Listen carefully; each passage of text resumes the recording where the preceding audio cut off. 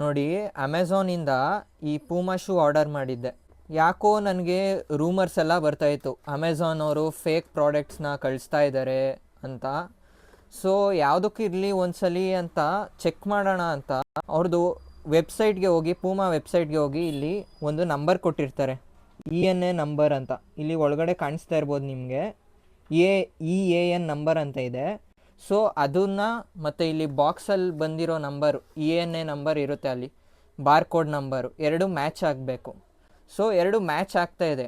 But ಏನು problem ಅಂದರೆ, ಈ ಪ್ರಾಡಕ್ಟು ಅಫಿಷಿಯಲ್ ವೆಬ್ಸೈಟ್, ಪೂಮಾ ಅವರ ಅಫಿಷಿಯಲ್ ವೆಬ್ಸೈಟಲ್ಲಿ ಇದೇ ನಂಬರ್ನ ಅಲ್ಲಿ ಚೆಕ್ ಮಾಡ್ಬೋದು ಹಾಕಿ.